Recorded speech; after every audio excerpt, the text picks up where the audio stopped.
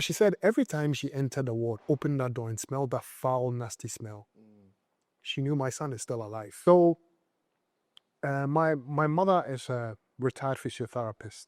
And so when I was in the stages of the ICU and in the ward, she'd seen people like that in that stage.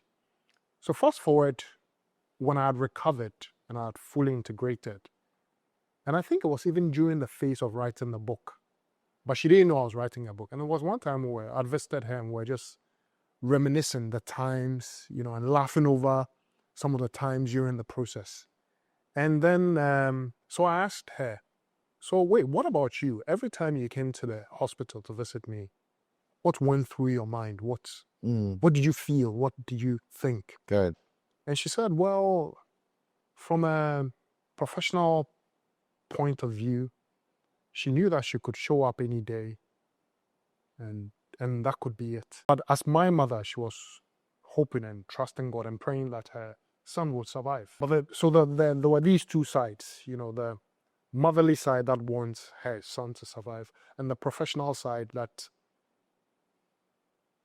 let me use these words, puts her in touch with reality that you could show up any day and this could be it.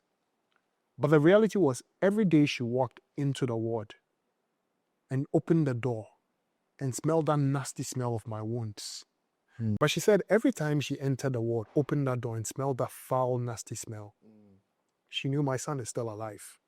That was good news. And that was good news because, the day you go there and someone is dead, that's the time, the body is taking out, they disinfect the place. So you smell the smell of disinfectant. Or I refresh now or something. But she said, so she would walk every day with the two thoughts battling in her mind. The professional part of it saying, this could be it. The mother hoping that her son is alive. Then she goes, opens the door and gets hit by the reality of the stench. But that stench brings good news. That boy is still alive. That my child is still alive. And that was how we coined the phrase, the stench of good news.